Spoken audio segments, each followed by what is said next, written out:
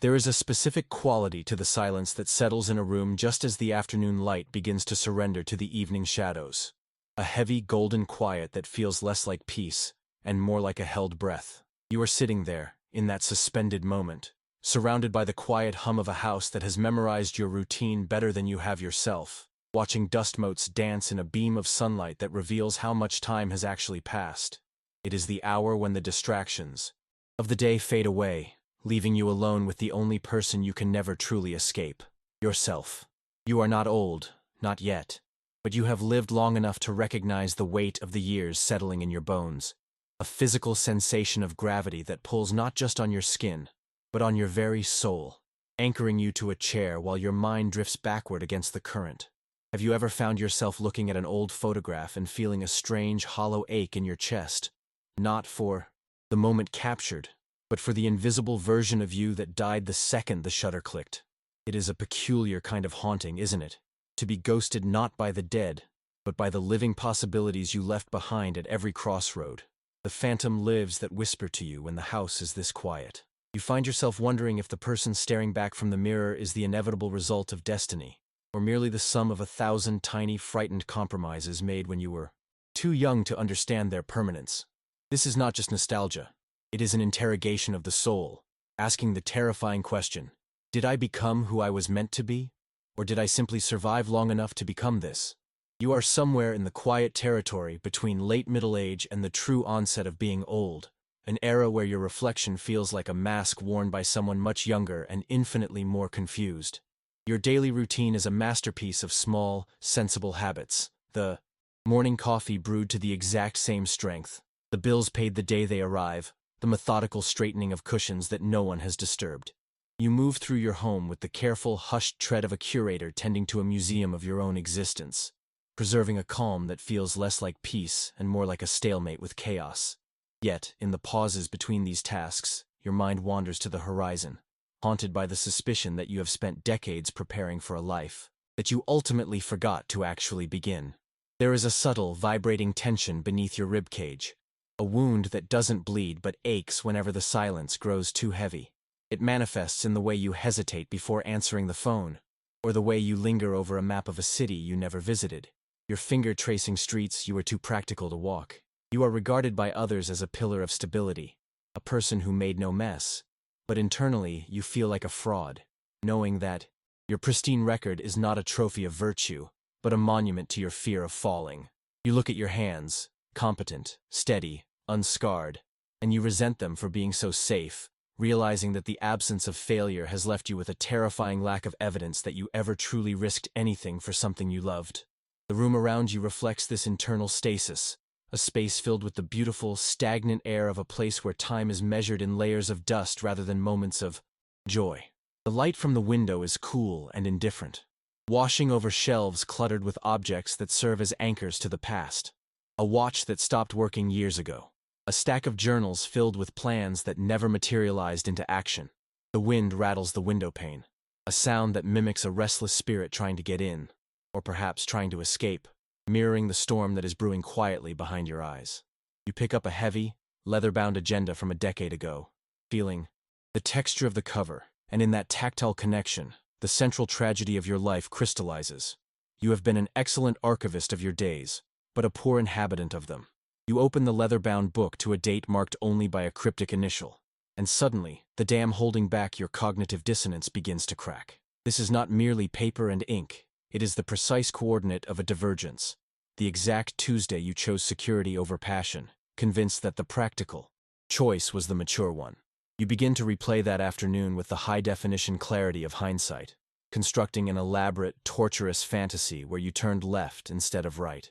In this phantom life, you are bolder, happier, sun-drenched, and unburdened by the safety you currently cling to like a life raft. The mundane reality of your present, the hum of the refrigerator, the stack of unread mail, becomes an insult, a dull gray backdrop against the technicolor brilliance of the life you murdered by simply being too careful. The weight of this realization is not metaphorical. It settles in your solar plexus like a swallowed stone, making the simple act of breathing feel like a labor. You drift through the grocery store later that evening, staring at a wall of identical cereals, paralyzed by the sudden, irrational fear that even this trivial decision might be another trap. A friend calls to wish you a belated happy birthday, but you let the phone ring and ring, watching the screen light up the dark room, unable to bridge the gap between their cheerful perception of you and the hollow ache you are nursing.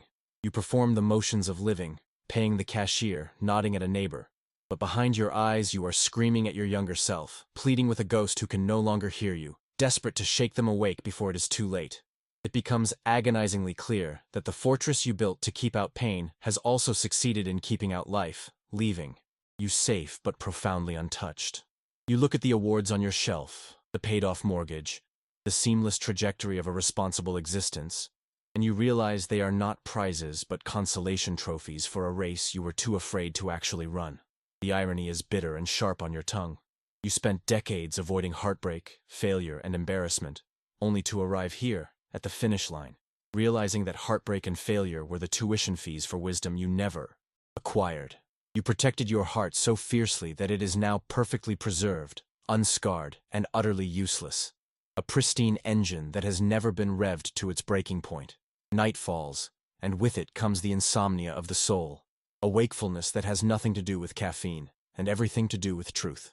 You lie in bed, tracing the patterns of shadow on the ceiling, dissecting the narrative you have told yourself for years to justify your cowardice. You always called it prudence or logic, but in the dark, those labels peel away to reveal the raw, shivering fear underneath. The timeline of your life stretches out before you, not as a river flowing forward, but as a stagnant pool where you have been treading water, waiting for permission to swim. You realize that you cannot think your way out of this trap, because your mind is the architect of the prison. Something deeper, more primal, must break before you can ever hope to be free. The air in the room becomes suddenly too thin to breathe. The silence roaring in your ears like a breaking wave as the accumulated pressure of decades finally demands its release. You grip the edge of the table, your knuckles turning white, and the facade of your composed, sensible life shatters under the unbearable weight of your own judgment. It is no longer about the specific choice you made or the path you didn't take. It is about the crushing realization that you have been holding your breath for 30 years, waiting for a permission that never came. You sink to the floor, surrounded by the carefully curated artifacts of your safety, and let out a sound that has been festering in your throat for decades.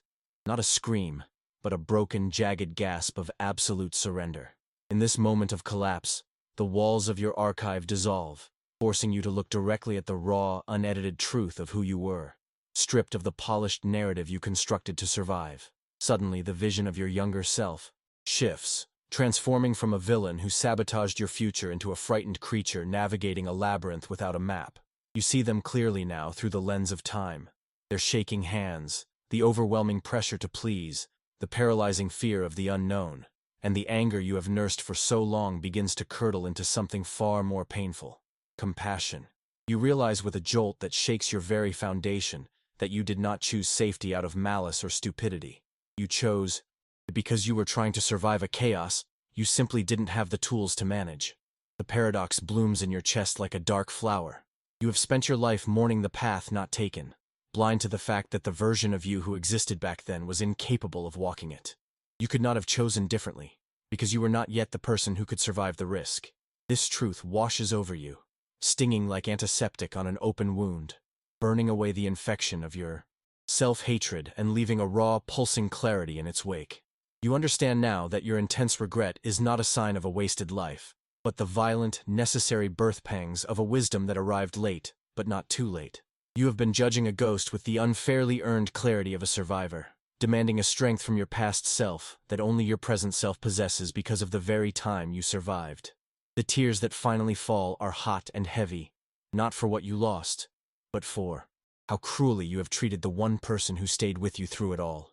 In this shattering silence, the prison door unlocks, not because you found the key, but because you finally realize that the cage was built of your own refusal to forgive a person who no longer exists.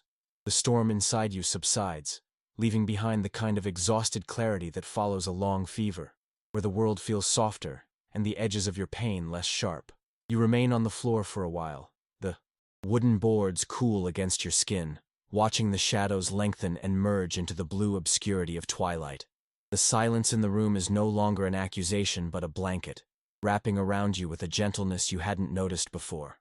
You look down at the old agenda, the paper that just moments ago felt like a verdict, and find that it has returned to being merely paper, fragile, yellowing, and innocent of the crimes you projected onto it.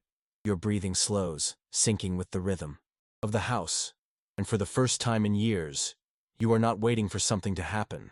You are simply here, existing in the wreckage, finding it surprisingly habitable. A profound shift reorders your internal landscape, transforming the jagged rocks of your regret into something smoother, like sea glass tumbled by the tides of time. You begin to understand that the intensity of your remorse is actually a measure of your capacity to love, a belated proof of the values you hold most dear but couldn't articulate back then. The life you lived, with all its quiet safety and perceived boredom, was not a barren wasteland, but the necessary soil in which this late-blooming wisdom could finally take root.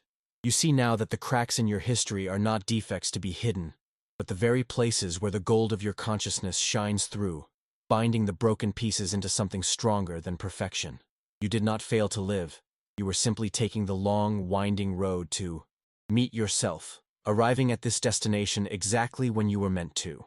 The phantom versions of yourself, the bold traveler, the reckless lover, the uninhibited artist, begin to fade, dissolving like mist under the steady gaze of your acceptance. You stop mourning them, realizing they were never real people, only two-dimensional sketches that never had to bear the weight of consequences or the dull ache of a rainy Tuesday. What remains is this life, your life, chipped, weathered, imperfect, and absolutely singular, the only story that was ever truly yours to write. You stand up, your joints clicking in the quiet, and feel a strange, solemn dignity in occupying your own space, no longer shrinking from the reflection in the mirror. There is no victory parade, no erasure of the past, just a quiet nodding of the head to the person you were, acknowledging that while you cannot change the beginning, you have finally arrived, fully present, for the ending. You walk to the window and watch. The streetlights flicker into existence, illuminating a world that continues to spin regardless of your internal wars. The regret that once felt like a heavy chain has transmuted into a strange, grounding anchor, connecting you deeply to the reality of your own beautiful, flawed humanity. You realize that to regret is not to admit defeat, but to acknowledge that your vision has finally surpassed your reach, proving that you have grown taller than the walls you once built to protect yourself. Wow. Final conscience is not a ledger of debts paid or owed, but a quiet, panoramic understanding that every wrong turn was, in its own way, a necessary step toward this specific vantage point of grace. You carry your errors now not as evidence of failure, but as the intricate golden maps of the terrain you had to traverse to find the capacity for mercy. In the darkening glass, your reflection merges with the night outside, a visual reminder that you are both the river and the bank, the flow, and the resistance. You are no longer the person who made those frightened choices, nor are you merely the victim of them. You are the one who remembers, the compassionate keeper of a story that no longer needs to be rewritten. The silence in the house is absolute, but it is no longer empty. It is filled with the peace that comes only when the war with oneself has officially ceased. You turn off the lamp, plunging the room into a soft, welcoming obscurity, and in that momentary blindness, you finally see that while you cannot reclaim the time that is gone, you are finally free to inhabit the time that remains.